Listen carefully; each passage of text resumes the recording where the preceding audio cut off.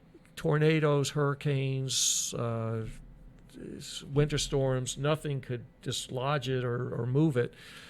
So all that had to be taken apart, and the challenge too was that over the winter, with all the expansion and contraction with cold temperatures, some of the screw heads popped off. So when we thought that we had all the screws removed, you go to lift it and it wouldn't go anywhere. And so you're looking through the cracks and you say, oh my gosh, we've still got screws in there, but there was no way to get to them to, unscrew it. And then everything had been caulked, and that acted like a glue. It was a tough job, but I really give credit to Paul Aslan. Can't say enough about him and his leadership, again, as a volunteer, and to West Tech. And I want to remind our viewers that West Tech did this as a donation to the city and to the Westfield 350 effort. I was responsible for getting most of the materials. Those were all donated. And, from our standpoint, it's really about giving a cake back to another community so that it can bring joy and excitement and a sense of togetherness, as it did for Westfield, and Hatfield is doing that. They're paying us a nominal fee just to help us really. The cake is being refurbished right now. It's actually up at West Tech Architectural Woodworking. Bruce Scheibel, again, to his credit, did not want to give the cake back. It was a tough winter. We had a little bit of weather damage to it, so he's refurbishing it right now. They're going to be picking the cake up maybe early next week or over the weekend. I'm not sure exactly what day it's going to be going up there, but they've got a caravan of trucks that are coming down. But the city did not pay for it. It was totally really donated, and we had to purchase some supplies. But it was all done through the private efforts of the 350 committee, which funded through the generous donations of the community, everything that went on. Now, there is a connection. Do you want to tell them out there about the connection between Hatfield and our cake? And I'm not exactly sure what it is, but... No, you go ahead with that one, because you're my historian. It's in my aged memory, and I'm not sure if I'm remembering this correctly, but then again, I don't know what I had for breakfast, so... We're going to go for it. Somewhere along the line, now there is a meeting house up at Stanley Park. Yes. And the meeting house at Stanley Park is supposedly a replica of the first meeting house here in Westfield. And I was told by the director of Stanley Park before Bob that it was either the Westfield Meeting House is a replica of the Hatfield Meeting House, or the Hatfield Meeting House is a replica of the Westfield Meeting House. Somewhere along the line, the two of them are related. I will look it up. Right. I know that our first meeting house on Main Street was built in 1668. That much I do know, but there is that connection with Hatfield. So how interesting that it is going there. And we did have a lot of people come down from that area to the original settlement of Westfield. So it's good to see it going back to people. I'm really excited. Hatfield, again, there are only 3,200 people, and it's kind of like a barn raising. They have gotten behind. They've got trucks. They've got cranes. That entire community is behind this cake effort. They were down. There was a group of them down when we were taking it apart last Wednesday to see how it comes apart, so they'll know how to put it back together. They've been down before a couple of times to really take a look at the scope of it. They've really worked hard on getting a site prepared for it up in Hatfield, and I am just excited as anything as they move forward with their plans for their 350th in 2020. We do have a few more things that are... The 350 celebration isn't entirely done. Ceremoniously, when the cake came down, you certainly feel like that's it. But we have a couple of things that you're going to still see a little bit of 350 activity. The lecture series was an amazing success. Yes, it was. We were seeing 300, 400, even 500 people at those lectures. We never, ever anticipated anything like that. Cindy Gaylord, who was a big part of the committee that planned those lectures, has an interest in putting together a smaller lecture series, 4, maybe 5 lectures this fall and into early next winter, and brought that to our board. And I said, yeah, absolutely. Let's do it. So I don't have a lot of detail on that yet, but it'll probably be at the First Congregational Church. We might have 1 or 2 up at the university again, but keep an eye on that. The other thing that I'm very, very excited about. Before I say that, we're putting a commemorative stone on the green right now. 1969, they have a commemorative stone. Correct. And a plaque. It's on the side of the green closest to the tavern restaurant, and we're matching that. And so that's going to be up right around Thanksgiving. So we will have a little ceremony for that. We're also talking with the Boys and Girls Club. Our first night celebration was so successful last year that we'd like to see that go on, but we'd like to have another agency take that on because the 350 won't be in place to physically make that happen.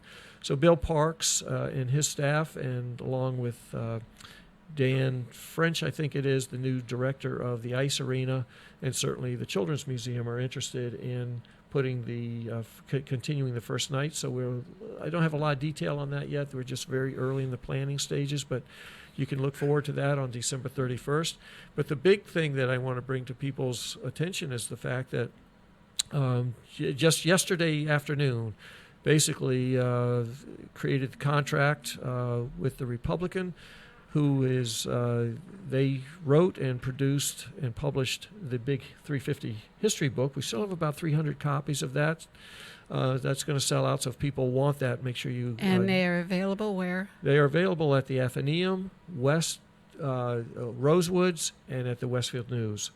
Okay. And you can also get it on Amazon. But we are creating a commemorative souvenir piece that will take us through the entire celebration. The history book takes us up to the celebration, but doesn't take us through it. We did so much in the really 6-7 months that celebration took place, and I really want to capture that.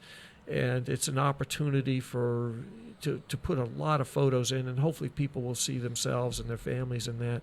The photo gallery project that we had with Andrea York that was taking place on Saturday, May 18th at the Pancake Breakfast. We have about 260 families that had their photos taken. Those are going to be in the book, but we're going to capture everything from the early fundraisers through first night, through the lecture series, Your Playtime in Westfield, the vignettes that went on in all the elementary schools, and then everything that happened on the birthday weekend of May 17, 18, 19 is going to be captured. 160 pages. Wow, that's a lot. Hardcover. Hope to have it released. It's going to be we've got a very tight window, but we're going to try to get it, hopefully have it available for people by early December through the holiday season. So they'll have an opportunity to put that in their personal archives and hopefully see themselves in there. And so certainly a time of history as we move forward towards the 400th anniversary in 2069. Excellent, excellent. It's about almost time for a new break. Peter, should we go to break now? Yes, let's go to a break. Let's go to break. Thank you.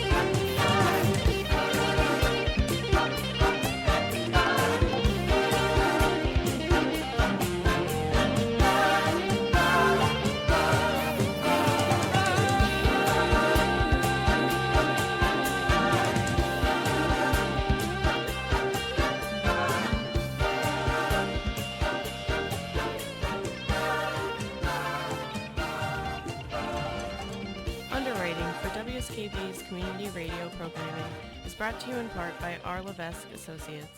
They are offering landscape architecture, civil engineering, environmental permitting, and land surveying. RLA is a second-generation company devoted to excellence in the planning and design of outdoor spaces. On the web at rlaland.com or at 40 School Street in Westfield. Wednesday mornings from 6 till 8, it's Tina Gorman with Wake Up Wednesday. Community Radio. 89.5 WSKB. Live from Studio 120 at Westfield Technical Academy, this is WCPC Channel 15 at 89.5 FM, WSKB Westfield. Yeah, we're back. And they're out of control already, Peter. Thank you. Beautiful. This is the Beautiful den, woods. Ken's den. Kind of looks like we're at the lake. I feel like I'm in a Lake Chroma. I feel like I'm I in a have two teleprompt or people. teletransporter or whatever you call that. Because every time I look at the big monitor, which our viewers can't see, the background can. shows up. The viewers can see Well, it. they can see We our are on background. Chef John TV, is Harry. playing with his chroma key shirt. All right. Good morning, everybody. We are back with WSKB, WCPC. I have Harry Rock, Kathy, who give is him the the finger. co-host. No. Give him the finger. Yeah, that finger. There you go. We are here, and we always have behave, I Chef promise. John Slattery with us, who has been patiently waiting while we have gone through some of the 350. Couple I like more cake. things coming up. We are doing, if you missed time in Westfield at the Westfield Theater Group, Harry, we are going to be able to do it. Plans are to repeat the show up at Westfield High School Really as their exciting. fall show with John Farrell. That was the plan. Whether it comes to fruition, I don't know, but the great thing about it is it'll be Westfield High students putting it on, Westfield High students doing the music. Marion and I are just going to turn it over, and it's up to them, so come and see it again. It's also my understanding, I'm hearing that the ghost tours might be last year's tour. So last year, if you Yes. remember, we did all the historic figures. We're going to be doing that That's again. correct. And that is this year on September 27 and 28 at the Yes. end of September. So Starting and they at need to 6 get those- o'clock. and they need to get those tickets early because they really fly out very Yeah, that quickly. sells out. They will go every half hour. That is an amazing. Are you It part is. of that? I have been a part of it for several years. Yeah, it's really, really fun. Yeah. I got involved with I'm it always last dead. year. I'm kind of the chief Isn't that greeter the when they point? first come in and get them primed and ready for. Well, they have the you and tours. Bob doing that, so we sort of need to get the tour started, Harry. Okay, between you and Bob, there's a little issue. If you're the town barker, then Yeah, that could take a while. Remember to let them in, Harry. Oh, okay, don't let worry. them in. I set the stage. You should see what I do with them. Oh my I'm God, we not have so sure much we fun. need to. Right. It is fun. It's a great time, and I'm sure you'll enjoy it again if you're part of it. Is there anything else coming along for 350 that you want us to take note of? Ooh, I got something. Okay, what do you got, Peter? Thursday, Friday, and Saturday of Thanksgiving week, we will be airing all of the 350 programs, some 16 hours of it. We I did think. not know that. Yes, I'm going to give it to the paper, but I had been talking about it last week when I just decided on a lark to see how much programming we actually had. And I started at 1 o'clock in the afternoon, and it finished 6 o'clock the next morning. Holy smokes. So Yes. it's Friday, Thursday, Friday, Saturday. So on Thanksgiving Day, if you don't watch football, you can tune back and forth and see what we're doing on Channel 15. I'm going to break down the whole schedule and give times and stuff like that. It's not going to interfere with Big Brother, is it? Who cares? What time will it start on that Thursday? I'm probably going to start right after community radio if we do shows that day. If not, I'll start at 6 o'clock in the morning. Fantastic. And go right through till oh my gosh. midnight And or we have something. one of the greatest things about the 350, and kudos to Pete Coles, who's our And Kenny. producer, and to Kenny. Absolutely, Ken they did a Stomsky. lot for us. The recording, what was really cool about this was to be able to use social media and the technology that was available to us. So I don't think that we've got quite everything, but we've got probably 95% of everything that took place in the 350 recorded. And it's up on YouTube. It's up on our website, westfield350.org. If you go over to Media and Trivia, you can go down and you can find everything. You can find the play. You can find the fireworks. You can find the parade, the proclamation ceremony, pancake breakfast. Everything that we did is there. So all the lectures. So for people who were not able to be with us, or people who just want to go back and relive it. And for myself, because I was living it, I couldn't really absorb everything at the time. Yeah, especially things like the parade, because being Right. in the parade, you Right. didn't get to watch Right. the parade. So. And I thank you for mentioning that. Kathy, you and Bob Plass were our commentators. And, We were. It was you a know, blast. Along with me and Rick Barry. Yeah. And, Right. jumping Bob it Smith was a helped phenomenal out. undertaking, and Pete actually had the parade on. You were playing it again on Channel 15 just the other day, Pete. Yeah, and I think it was like Saturday or Sunday last week. And I happened to just, periodically I'll just pop in on 15 and just see what's on, because Pete's got so much programming going now. And all of a sudden there was the parade, Mhm. and there you were and Bob, and I just sat there mesmerized, and I We had a watched the whole blast. thing again. And for me, it felt like the Thanksgiving Day parade. The commentary that both you and Bob gave just brought life And to Rick. that. Rick came in, and Rick then had some great Rick Berry was additions to helping it. out. Yeah. But the work that Kenny did underneath in the shadows, and Pete putting that whole thing together was just phenomenal. And people still are talking about the parade. So kudos to Well, you for the job you did on that. It's interesting that I think part of the 350's success, and of course a lot of it is thanks to you, Harry, because you were the perfect person to step in at the time, and we can't thank you enough. But it's the amount of people in Westfield, like Ken Stomsky, Oh, it's huge. Peter Coles, who stepped up to the plate and donated so much of their own time. Oh, This was huge, volunteer huge. efforts, folks. We didn't pay. Oh Right. wait, I didn't give you my pay slip yet. You didn't pay me. It Oh, I was have. It was double time what Bob made because it was on a Sunday, Right. Saturday. Yeah, So I've paid you all. Yeah, yeah, nothing. Sunday. Nothing times nothing. is still exactly. nothing, right. I get twice your salary. Right, In yeah, other words. exactly right. Yeah, exactly. So You're and making it more and than it that. was mostly, which speaks volumes for the city of Westfield. For the naysayers who say we don't do anything, Westfield stepped up to the plate, and thank you, Peter, for everything you Right. did and you're still doing. As I say, Yeah, I got a couple more to edit. it took a village. It took a village to do what we did, and I was just basically the ringmaster. But I was saying this to somebody the other day. I had some key people in some key positions that, thank goodness, they stepped up. Paul Nunez running the parade. You taking we Chef had lots- John making the pancakes. You're right, Honestly, I right. mean, who better to do it than Right, but the you with chef? the parade, with the play, and then the idea of taking the play to all the elementary schools. Cindy Gaylord and her committee with the lecture series. It was just Bill Parks, helping out with First Night, and Andrea Allard helping with the children's carnival that took place before the Beach Boys concert and the fireworks on May 18th.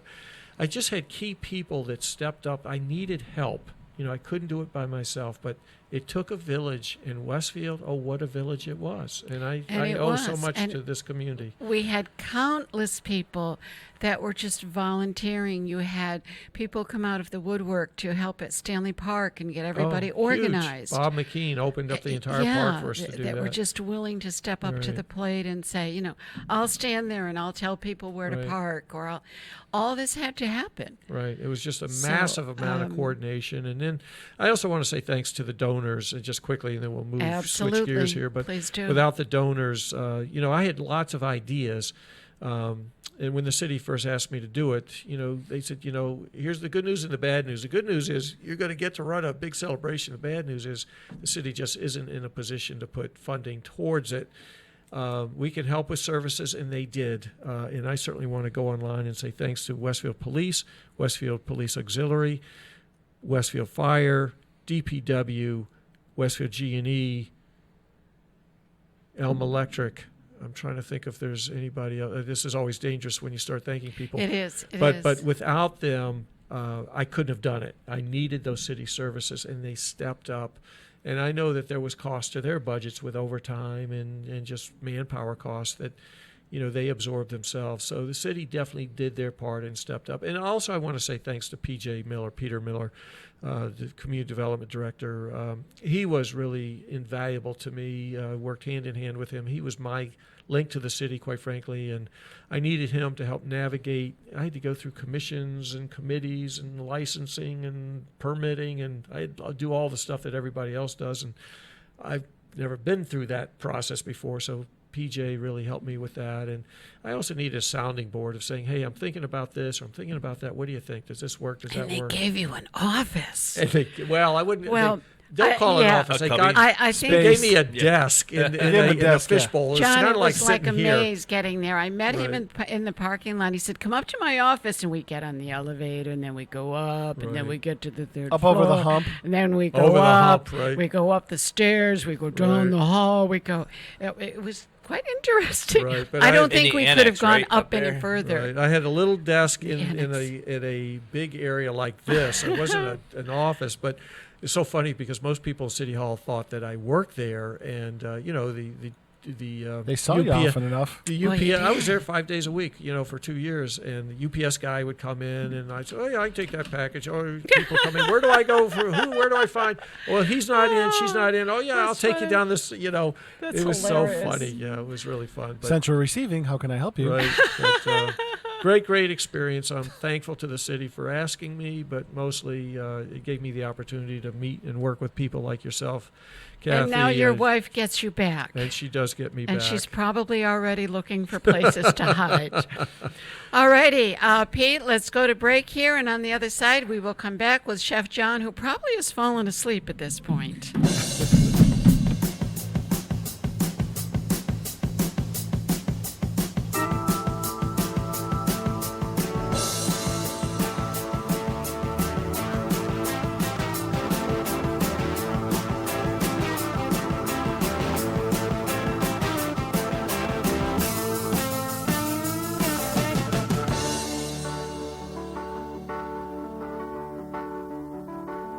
And the sign said, long-haired freaky people need not apply.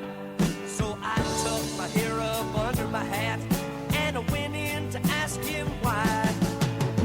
He said, you look like a fine, upstanding young man. I think you do. So I took off my hat. I said, imagine that. Me working for you. Whoa, sign, sign, everywhere a sign. Blocking out the scenery, breaking my mind. Do this, don't do that. Can't you read the sign?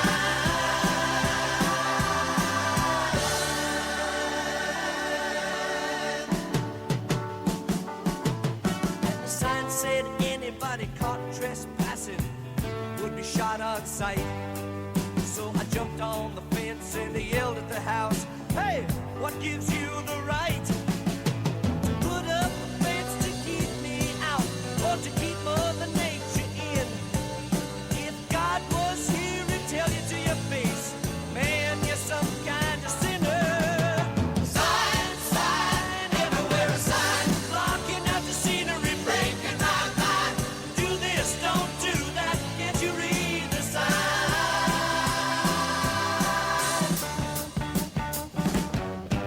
Now hey you, mister, can't you read?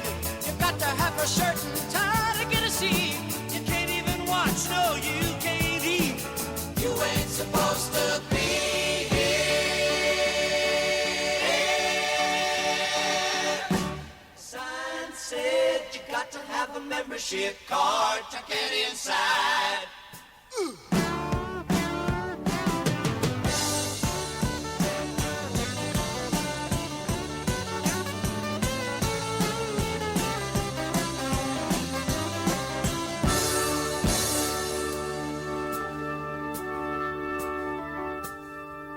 And the sign said, everybody welcome, come in, kneel down and pray. But then they passed around the plate at the end of it all. I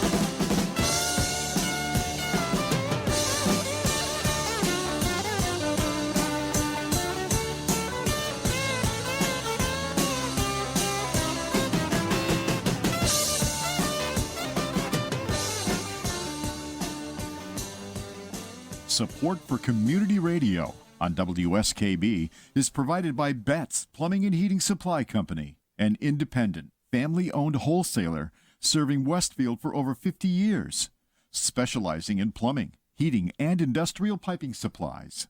On the web at bettsplumbing.com or at 14 Coleman Avenue in Westfield. Wednesday mornings from 6 till 8, it's Tina Gorman with Wake Up Wednesday. Community Radio. 89.5 WSKB. Live from Studio 120 at Westfield Technical Academy, this is WCPC Channel 15 and 89.5 FM, WSKB Westfield.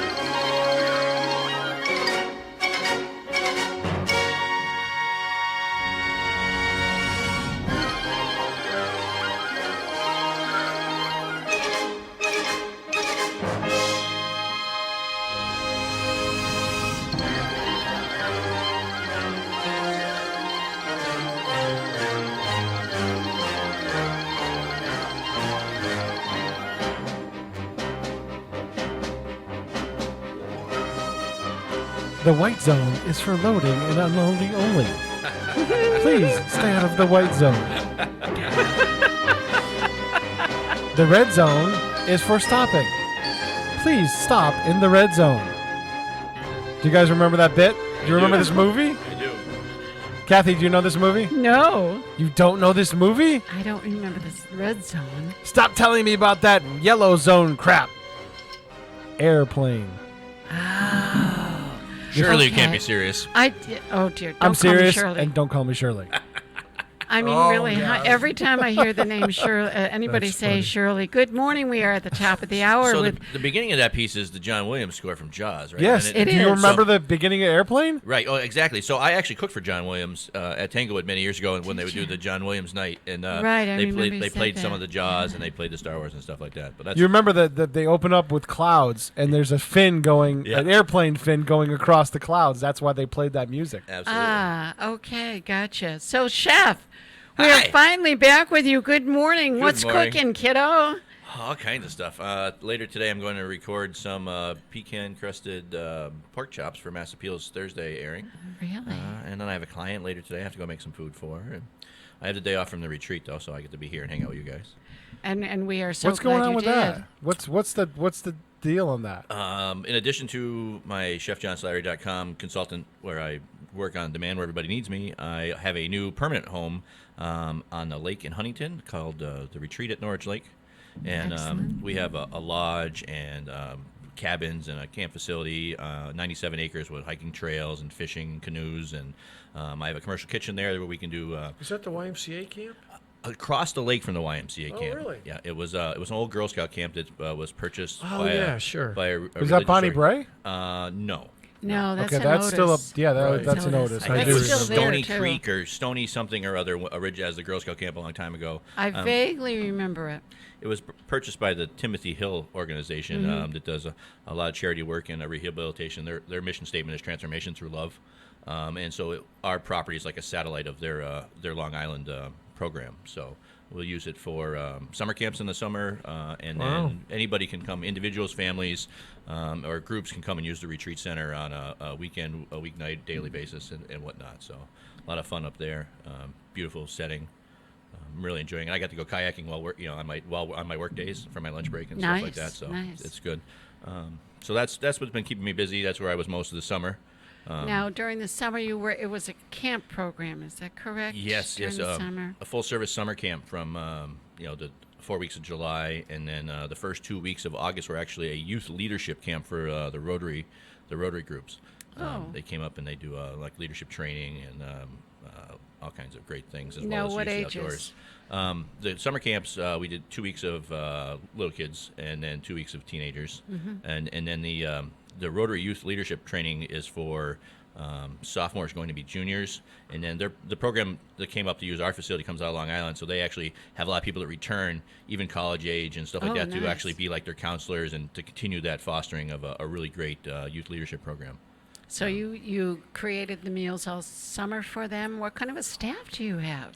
A volunteer staff. I have 1 or 2 full-time employees for the month of summer camp, because that we're doing about 100 to 150 meals 3 times a day for the month of July. Holy smokes. So I have 3 full-time staff, and then each week usually I get a couple of volunteers that would come stay, maybe parents of some of the kids at the camp, or different people involved in the organizations and the volunteer organizations that utilize our facility. So maybe 5 or 6 people would help me put out the food. Got a really nice commercial kitchen, a really big, beautiful dining hall that overlooks the lake that seats about 150 people. So we can do a lot of things with that.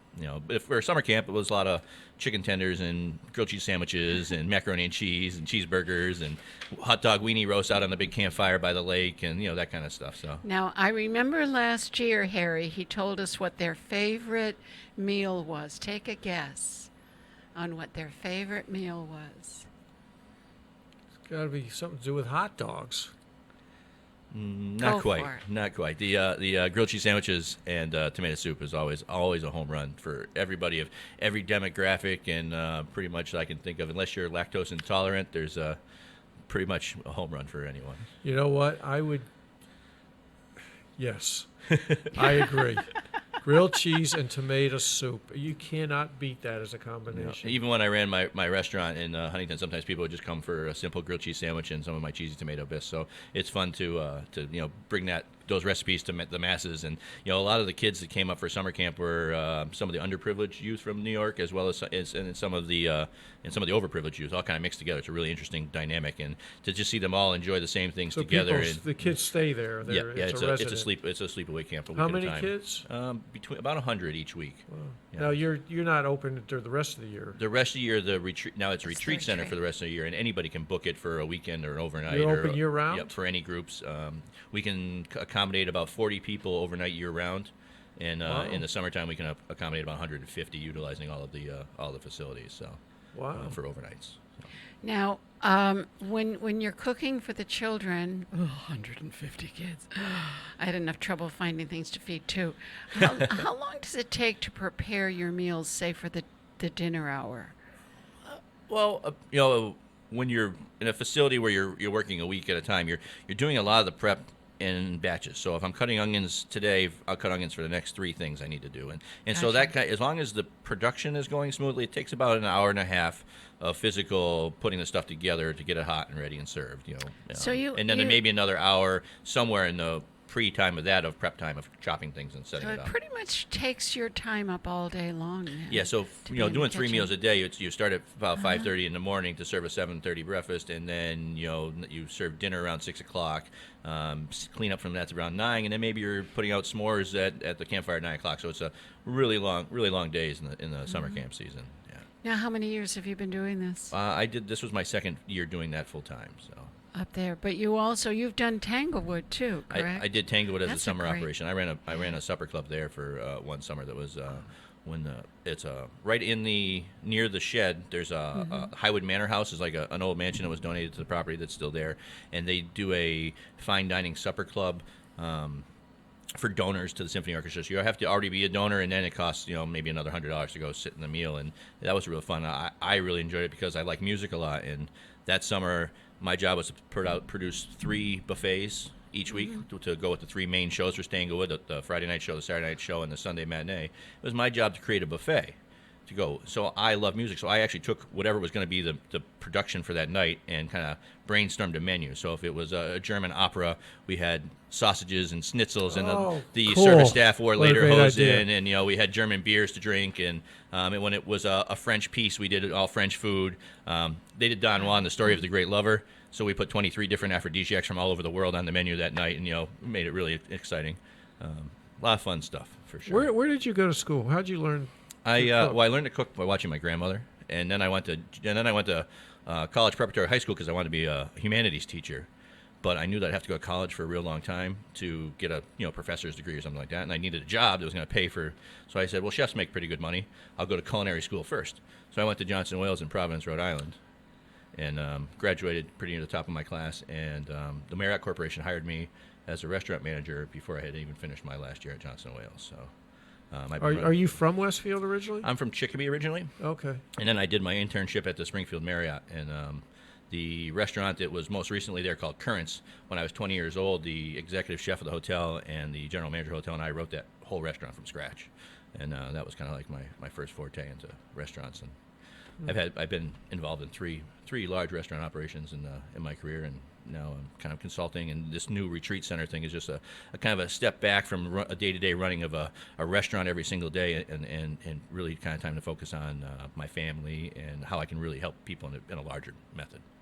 You know, the Westfield Technical Academy, they have a culinary program here, and I have that on my list, and one actually. of the things that was really cool for the 350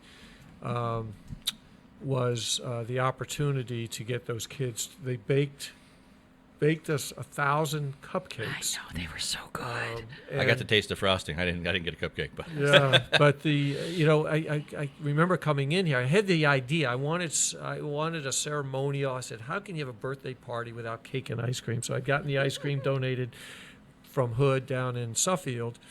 We had the Hoodsie cups, and then I needed cake. So I thought, well, let's go to the Technical Academy. And so I met with Joe Langoni here and the crew, and the culinary staff and all the other important people just to talk about the idea. And originally I was thinking about a big sheet cake, thinking we'd put a big sheet cake inside the gazebo on the green, following the Mummers presentation on the green at the end of the parade. And then I realized, I said, well, sheet cake's going to be messy. Now I need plates and forks. Yeah. And so then I thought, the idea came up, well, what about cupcakes? Because it has its own self-contained container with it, a little paper cup. And it worked great. And the school, we paid for all the supplies, but the kids started working on it. I actually came in and talked to all the kids about the significance of what they were doing and how they were contributing to the celebration, because I wanted them to have a sense of the bigger picture of what it was we were trying to create. So it was really fun to have an opportunity to come and talk to them. But they baked over 1,000 cupcakes. Came up with, the big thing was, how do you store them? What do you do with cupcakes? So they came up with pizza boxes, and they stored perfectly in the pizza boxes, froze them, and then the day of the parade, at 1, the parade kicked off at 1. They started frosting early. Yeah, so they moved early. They moved everything over to the gazebo on the green and used those 3 hours to really get everything laid out. They frosted everything there, and then when about 4 o'clock, when the Mummers got there, we opened up. People could line up. They came in for their cupcakes and their ice cream, and it was the coolest thing. And all the kids came and they served the public, so they were part of it. It was fun. Pete, do we need to go to a break? All righty, we will come back.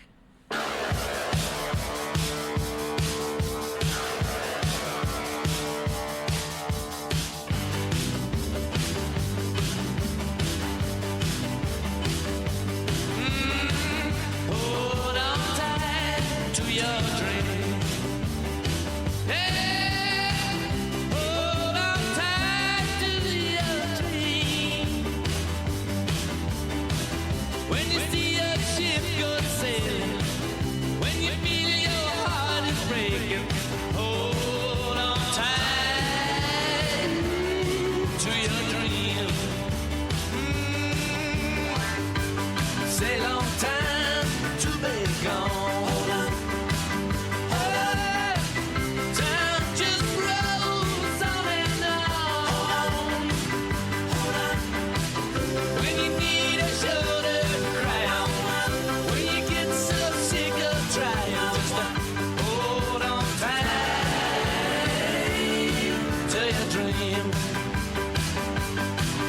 When you get so down that you can't get up, and you want so much but you're all out of luck, when you're so downhearted and misunderstood, just over and over and over you could.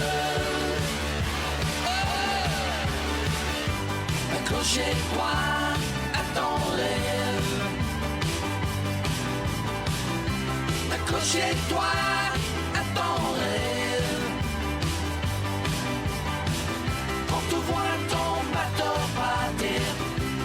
sont ton cœur s'est brisé. Accroche-toi à ton rêve.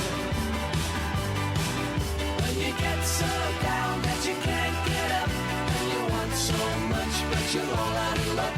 When you're so downhearted and misunderstood, just over and over and over you could. Yeah. Hold on tight to your dream. Yeah. Hold on tight to your dream. Yeah. When you see the shadows falling, when you hear the cold wind calling, hold on tight to your dream. Ooh, yeah. Hold on tight to your dream. Yeah. Hold on tight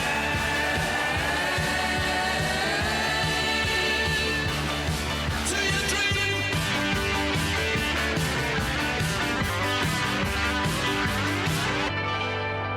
Support for the community programming of WSKB is provided by the Dunkin' Donut Shops of Westfield and the Sardinia family. It's nice to know that even as the world changes, Dunkin' Coffee remains the same at 7 convenient locations throughout Westfield. Wednesday mornings from 6 till 8, it's Tina Gorman with Wake Up Wednesday. Community Radio. 89.5 WSKB. Live from Studio 120 at Westfield Technical Academy, this is WCPC Channel 15 and 89.5 FM, WSKB Westfield.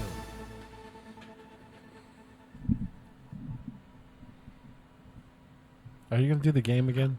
I'm not sure what you're playing, so I have to wait and see if you had anything going on afterwards. There you go. No. I let you know in your headphones before. Ken plays this game where there's dead space, and he tries to see who's going to crack first, and it's always Bob Plass. Yes. It's always Bob.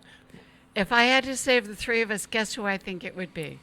Who do we think would crack first? Bob Plass. Of the three of you sitting out there, Harry Rock. Oh, Harry.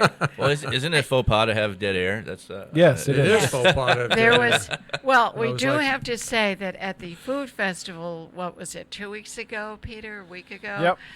They had Harry and Bob. I heard about this, but I didn't hear it. At the same. It's up on YouTube. I'll have to go back.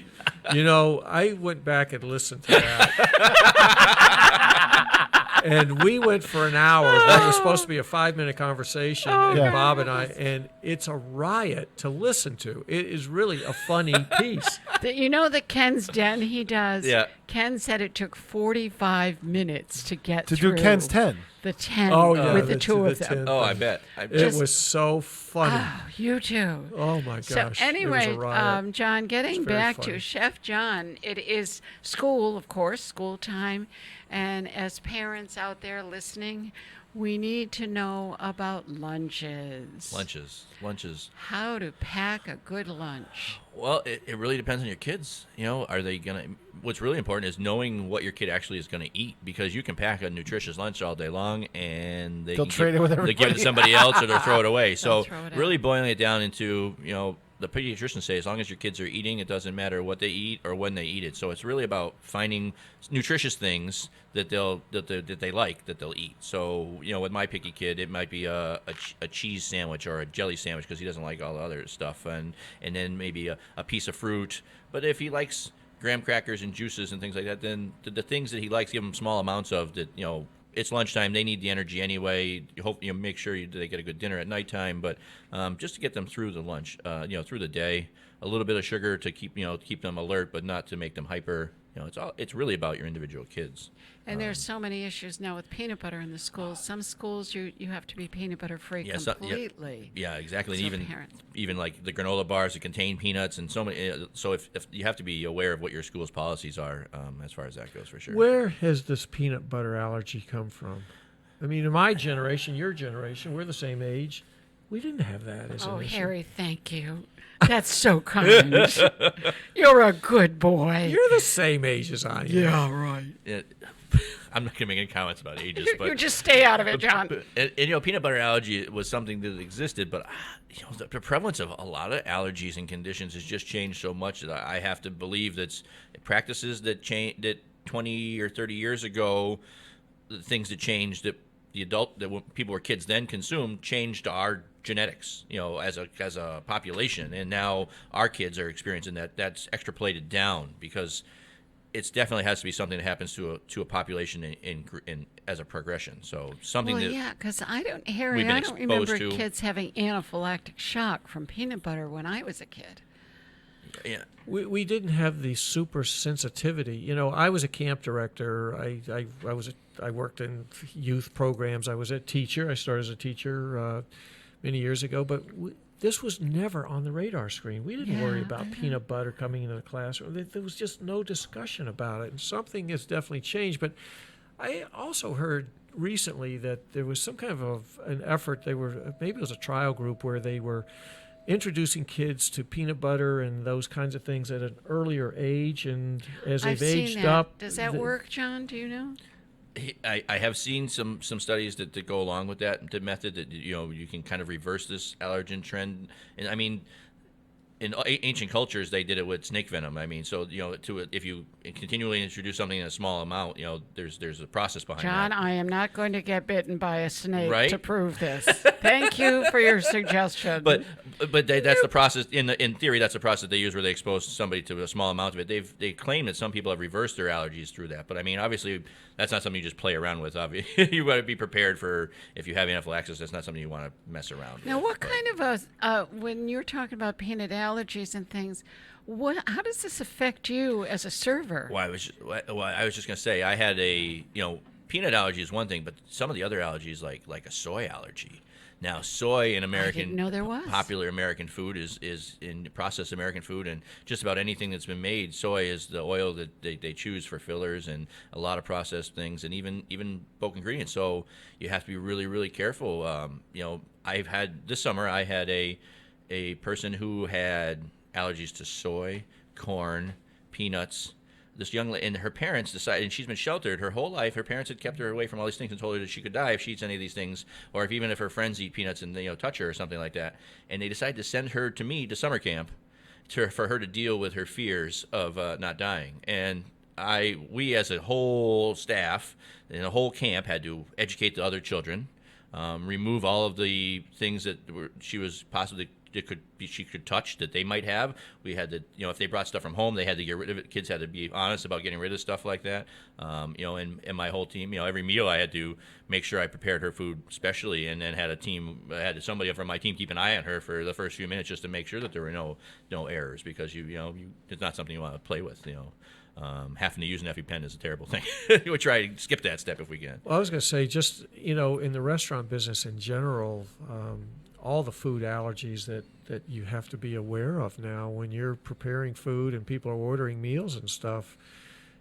How do you communicate to people what's going into the food, or do you have to worry about what allergies they have, or are they just ordering off the menu and trusting that whatever is coming in that meal is okay to eat? Yeah, in Massachusetts, all restaurants and menus are required to have a disclaimer that tells the people that are dining that to alert the establishment if you have an allergy or anybody in your party has an allergy, because just kind of a little back coverage for the operator. It's on the person to let us know that they have an allergy.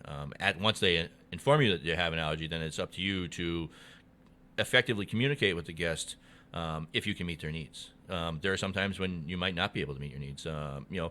Certain, if your allergy is an allergy is so severe that an airborne amount of something could make you sick, then and the restaurant has it we have it in the restaurant. We, as much as we can clean an area and be sure that none of the physical things are contaminated, we can't control the air. So if it's such a severe allergy, in Massachusetts, we have an allergy certification training online course that all food operators have to go through too, to kind of give you a little bit better base understanding of how to do that, teaching us how to do have a separate area in your kitchen, a separate set of utensils, so you can prepare something for Holy somebody. smokes. And some of of the larger chain operations have gotten really good at that, where they actually now, when they build a chain concept, they put a separate small kitchen or a separate cooking station specifically to deal with allergens. Like the college has a separate area for dealing with allergens and separate food service that it doesn't contain those things. It's a lot harder for a small operator to do that, so they have to be honest with their customers and know what their limitations are and how that they can help somebody. Wow.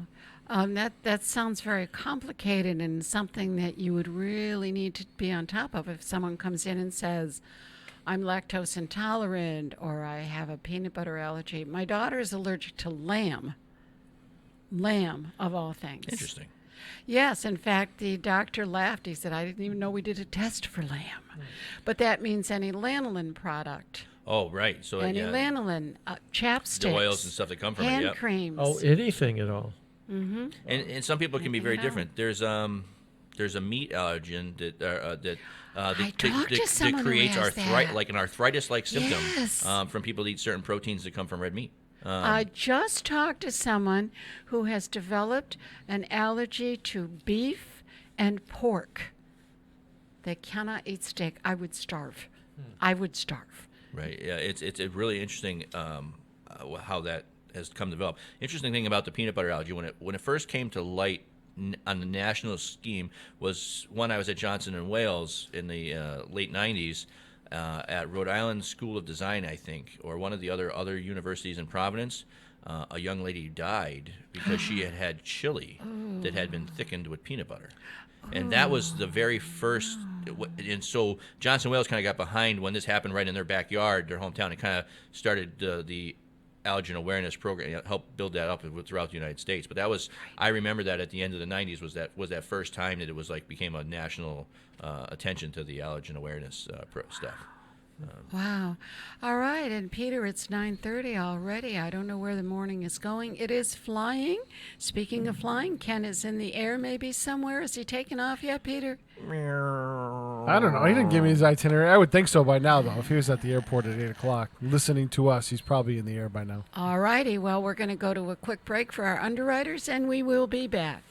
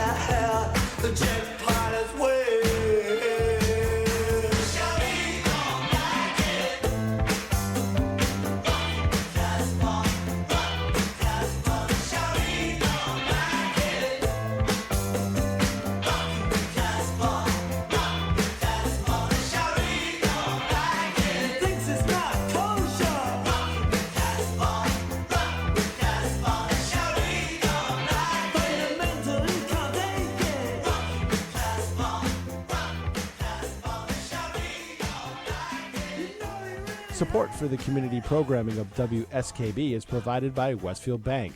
For more than 160 years, Westfield Bank has been an important community presence and commercial leader in the Pioneer Valley, with convenient full banking services in Westfield, West Springfield, East Longmeadow, Agawam, Feeding Hills, Springfield, Southwick, as well as Enfield and Granby, Connecticut.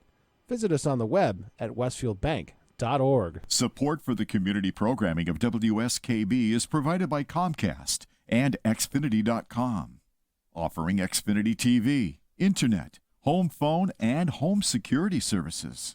Information on all that Xfinity has to offer in the Westfield area is available online at Xfinity.com. Wednesday mornings from 6 till 8, it's Tina Gorman with Wake Up Wednesday. Community Radio. 89.5 WSKB. Live from Studio 120 at Westfield Technical Academy, this is WCPC Channel 15 and 89.5 FM, WSKB Westfield. And we are almost to the end of our 2 hours. Boy, it flew by, Harry. Thank you so much for coming in. Well, thanks for having me. John, don't take off yet. You may not fly away yet. We are not done with you. Oh, my God. So we are here with, he's on the hot seat. He's so excited. We are here with Chef John this morning. Chef John, it is fall. It is fall. So Almost. Not technically yet. Well, it's stew season. It is. It is time. It's time for some great fall vegetables and some great fall recipes. What do you got for us? Ooh, well, this time of year, we're definitely starting to get into the fall vegetables, the squashes. It's still early, so second crop of beans is coming in right now. If a lot of people have a second crop of cucumbers coming in right now, there's a real short window on those. The corn is, maybe if you planted late, you have some corn still coming up right now. A lot of that stuff is shooting past us quickly. So right now we're at the season where we're in second crops of things, or the fall stuff is finally coming to fruition. So a lot of great bounty out there. The broccoli is getting better as the nights get colder. The second crop of it anyway. The kale is getting better as the nights get colder. The big leafy greens are doing really well now. I saw Atkins had a lot of the smaller pumpkins already out. Yep. Fresh pumpkins.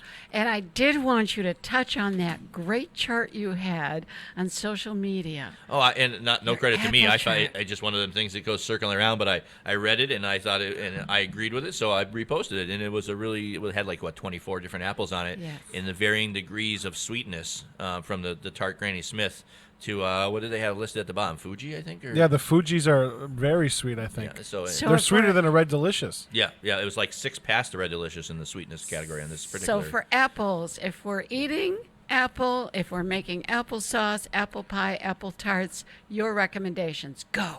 Use the apples you like or blend them. But yes, I'm not a big apple eater, so honestly, I go to the store and I go, you're not an apple eater? No. See, I was thinking about what's wrong with you? I was going to whip up a quick apple dessert with it's just like, apples, a little bit of butter in a saute pan, maybe some brown sugar, and you kind of caramelize them and just make serve that over ice cream or just I do that by all itself. the Yeah. So what do we use? You do with that when you get the sugar in the pan, you hit it with half a shot of whiskey. Ooh. And then you make Is that in the apples or apple in the whiskey glass? sauce, or both, right? Some If whiskey you get enough in the glass, whiskey for you the won't chef care. and whiskey for the dinner, right? Yeah, well, then you won't care what apple you used. Yeah. That's an onion. Who cares? But that's like a quick and easy apple dessert, Yeah, it I takes use that about one 10-15 minutes, Not right? even, exactly. You can make that in 4 minutes if you have the So ingredients apple in your kitchen. pies. So. Tell us what to use for apple pies. Well, suggestively, the firmer, more tart apples are used for pies because you want them to have some shape and bite when they're done cooking. So what's a tart apple? So the Granny Smith being the tartest and probably the firmest of the apples. You would want to stick to the stuff that's on that end of that chart. You wouldn't want to use a delicious apple in an apple pie because they're so mealy that they would just fall apart and you would just end up with like a watery mush. Oh, okay. And a Macintosh is a soft apple, and that will give you a flavorful mush. So, that's... Delicious is... See, I thought that's the stuff you use more for like an applesauce. Correct. You're right. And Delicious make terrible applesauce also because of their graininess. Delicious apples are pretty much for eating. They have a good sweet flavor. They're pretty good for juicing for like apple juice, but they're not really a cider apple. So the red delicious and the golden delicious would be eating apples. And then your sauce apples, you go right down to the sweet ones that mush up, the Fuji's or a Macintosh or something like that. Macintosh is my personal favorite flavor of apple, although I've come across up at Jameson's in Chester, they have some small late-season Cortland apples that they're very deep red and purple, like almost when you bite into them, they're purple on the first round before they get to this bright white. And those have been my new kind of favorite flavor apple. Yeah. Good to know. Yeah. And they're mostly out now. We have a lot. So we're early on apples right now. Yep. So most of the apples aren't really ripe yet. We're that's more into the weeks of October. There are certain ones that might be ready now. Peaches are just finishing up being ripe on trees, and some of the pears are ripe right about now. Kaczynski's Farms up where I live, they have the big apple orchards. They just started this weekend, this Saturday. They have every weekend now. They've got their big hay wagon, and they take families out apple picking, and so. I noticed that the parking lot was just packed with kids. Yes, and it is. They got the Kaczynski Farms Apple Express on the side of the banner wagon. On the side of the wagon. But they are picking apples, so they are coming out now. But you're right, they're just starting. Well, and it depends. We're in Westfield, we're a little lower, so there's some of those apples are definitely riper here. As you go, not that I'm going to say that higher elevation apples are better per se, but they're slightly different. So a lot of like the cideries and stuff like that are up in like Coleraine and stuff like that, a little bit higher elevation, and even going up towards Chester's a little higher elevation will be a little bit extended into the apple season. I love fresh cider. I really do. Unpasteurized fresh cider. It's just like it brings fall to me. So when we went up to Atkins, just kind of tooling around, my girlfriend had never been. I'm like, she's been here for a year. Oh, wait! You just said it. Yeah, Megan had never been. It's the first time you said my girlfriend in the hour and 45 minutes. Okay, well, she had never been, and I introduced her son to the donuts at Atkins, which are like out of this world. And then she just kind of tooled around and never been. She's like, "This is the coolest place." It's like she's never been there. No, well, she's only lived in Holyoke for a year and a half. So, but she had been. She said Brady had been, and I introduced him to a maple bacon donut. Maple bacon anything is good with bacon. Donut. Yes. Maple frosting with bacon bits. Nice. Very tasty. So, Harry, you had a great question for the chef. I was thinking about this as, you've talked about your career and your passion. You obviously are very passionate about culinary arts and preparing food for people, and your level of knowledge is amazing. But, we were just talking about the fact that the culinary program here, had baked up 1,000 cupcakes for us for the 350. But what would your advice be for young people, for students of today? Is the culinary field, as you think about the challenges of allergies and food preparation and everything else that goes into it, is it a career path that young people should be considering? Does it have a lot of career opportunity, a lot of potential? What is your thought when you start thinking about directing and counseling young people about what they should be focused on for their future? Yeah, well, the culinary industry and the hospitality business in general is, it takes a specific kind of person that wants to serve others. So it's definitely a game that you don't want to get into if you're only focused on your personal success. It's really, you have to be able to extrapolate in the hospitality business, the what you're doing and how it impacts other people, and that's what makes it truly great, is to try. It's a service industry, and it's making people happy, and it's making people nourished and taking care of them. So it's there's a lot of facets to the culinary industry, whether it be, the restaurant life where, you count on people you have to have a concept and get people to come in and build that. But there's so many other parts of the food preparation and side of the world, in hospitals and nursing homes and, in civic places where it's really important.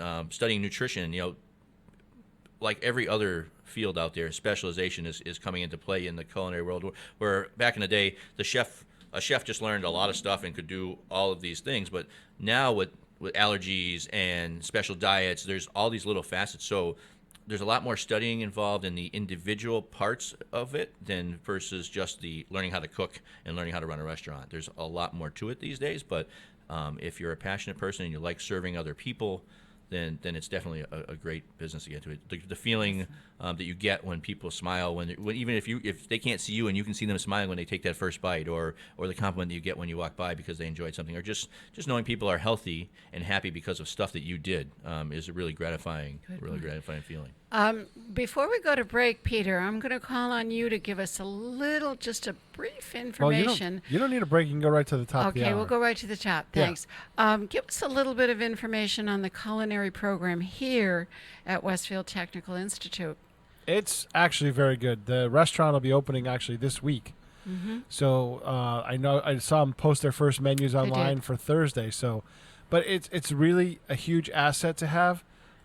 They do a lot of catering events in the area, some niche stuff, a lot of stuff. They do a lot of stuff, and they've hosted Kiwanis meetings here, and it's just an asset to have. And those kids, I mean, honestly, learn a ton. You see their product when you come in, and if you actually come to the restaurant. But a lot of the kids are going to Johnson and Wales. They're going to other, culinary schools. A lot of them, MGM couldn't get enough people for their culinary jobs. So much so that they came here for a job fair and did a whole presentation. But they also invested in Holyoke Community College. So if the kids here wanted to start their culinary career, they could go to Holyoke Community, get 2 years in, and then go finish at a Johnson & Wales or a bigger school like that. So the opportunities in that field, culinary hospitality, that have opened up with the building of the casino and other hotels in the area have just skyrocketed. I mean, you can't find enough people right now to do that. Excellent. Yeah. Now, the restaurant is open to the public what days?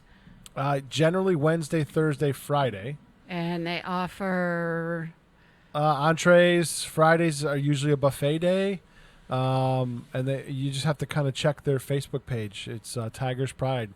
And I know tomorrow there's I forgot what's on the menu, but they do have a dinner, but then they also have sandwiches available. Am I correct on that? Yeah, there's always a soup and sandwich. The entree I think is chicken parm tomorrow.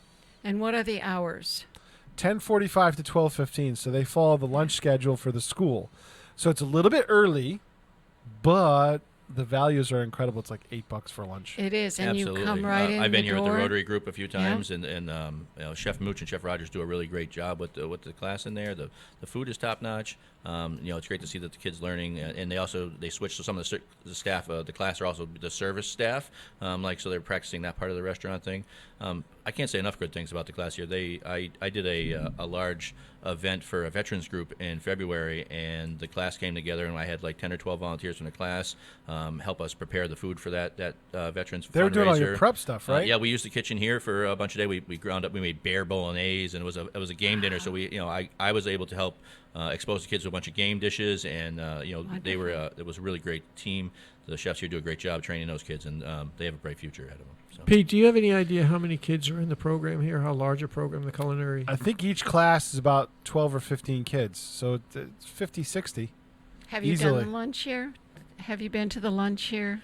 It's excellent. It's interesting. I've only been twice, and that's when Kenny and Pete invited me at Thanksgiving 2 years ago for the big buffet. And then I invited them last year to the big buffet. I paid for it. That's the only time I've been. But it was like, I said, Harry, you got to walk out of here because you're not stopping. It is really good. Yes, I've been to their buffet. Oh my gosh, the number of I was amazed at the number of choices that they had. The desserts, the main menu, the salads. Well, it's great. They work all week at putting together a menu and building out the things, and so that there's just so much offering when they do the buffet on the end of the week. It's really great. Yeah, stuff. the buffet is all the entrees they've been are part of the lesson plan for the week. So all the things they've been working on come out in the buffet, but during the week you can get all those entrees as individual meals during the Wednesday, Thursday part of the time frame. It's pretty cool. Sure is. Another great. I won't be able to do it this week though because I'll be taping Artsbeat. Artsbeat's coming back. I saw that. Yeah. Welcome back, Mark. Yeah. Excellent. So we're just about winding down. Give us one fall food that we absolutely must have. Your favorite. Oh, I don't know about my favorite. See, now I change it up. Okay, well, grilled cheese and tomato soup. Right? No, I was thinking, though, a really nice autumn rice pilaf with maybe some apples in it, served with a roasted squash of some kind or another, as a kind of like a vegetarian. You'd be great with a piece of grilled chicken as well, but you could definitely pork get tenderloin. You could or pork tenderloin, or That'd like be a perfect. pecan crusted pork chop, which you can see on Thursday on Mass Appeal. Nice Or plug. some- Thank Nice you for plug. getting that in. Yes, you're coming in on what Thursday? This Thursday. This Thursday, what somewhere time? between 11 and 12 on Channel 22. Okay, thank you. There'll I be- did want to get be that some in. Yummy stuff going on as well. And if you're looking for more about what I've been up to, you can always follow me on Facebook or check me out at chefjohnslattery.com to see where we're up and running. And also look up the retreat at Norwich Lake if you want to see some stunning pictures of our facility up there as well. Excellent. And Harry, you're winding down with the 350. Do you have anything left with 350? No, the big project that we really have in front of us is the commemorative souvenir booklet that we'll be putting out, 160 pages. So look for that to my fellow residents and my beloved Westfielders somewhere after Thanksgiving, hopefully. We'll see what the schedule of the publisher is. We've got a lot of work. We have a very short a month and a half to pull this whole thing together, to get the writing and all the photos in place. But it's going to be a great souvenir piece to really commemorate and celebrate the 350th birthday of Westfield. And Harry, we- I have a we question thank for you. Yep. Yes. Are you going to bring back the cobblestone coins for Christmas for people who missed it? I'm going to put you on the spot because I think that'd be a great Christmas gift. Yeah, here's the issue with that. They're actually still going on. They're still being made? They're still being made, but here's the issue that we have. It may be able to. It's production. Smith Monuments makes them, but they fit in around all of the work they headstones that they're engraving and creating for cemeteries and stuff. And they're doing unfortunately, a booming business up there right now. Can we teach the machine shop kids how to do it here?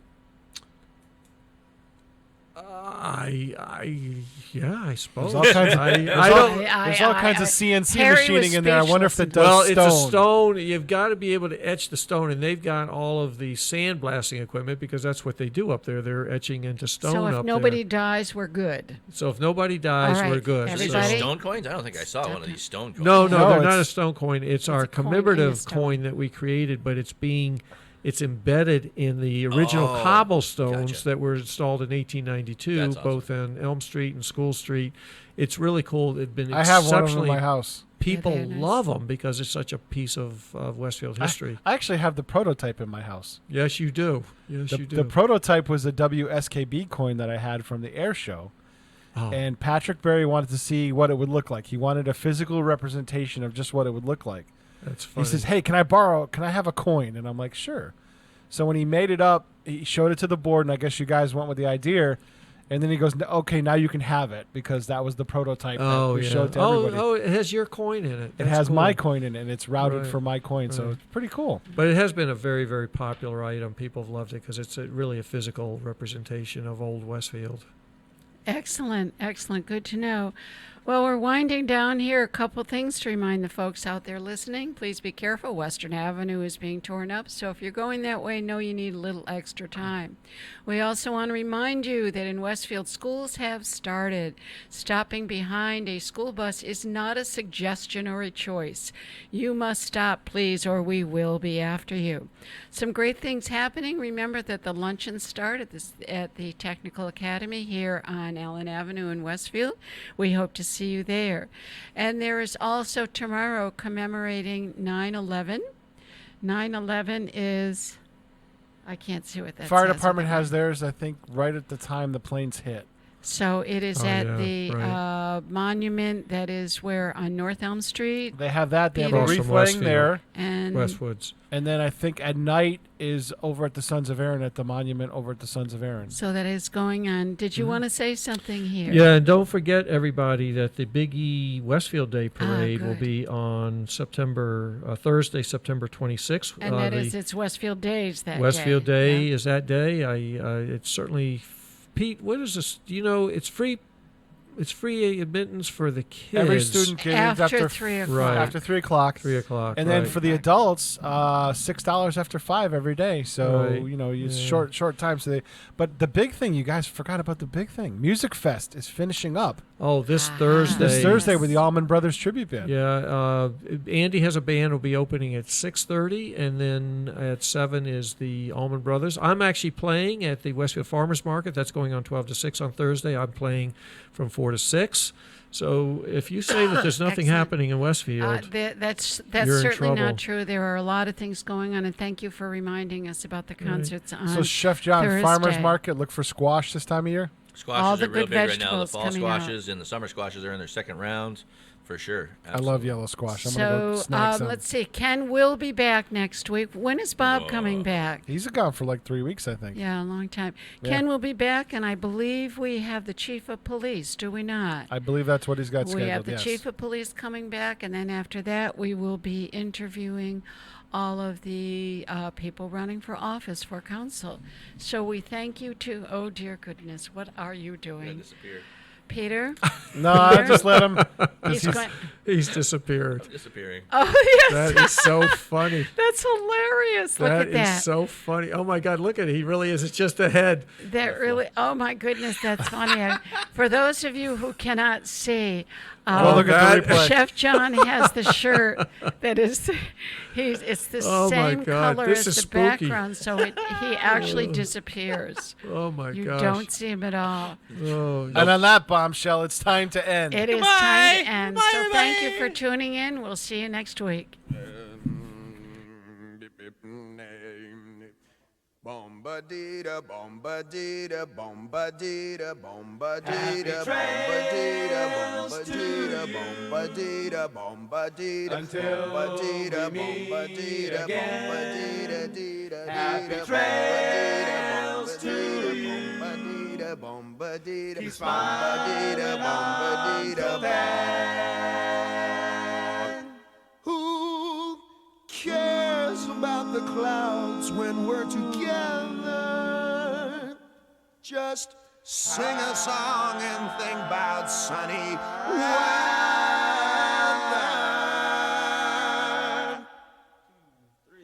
Happy trails to you till we meet again.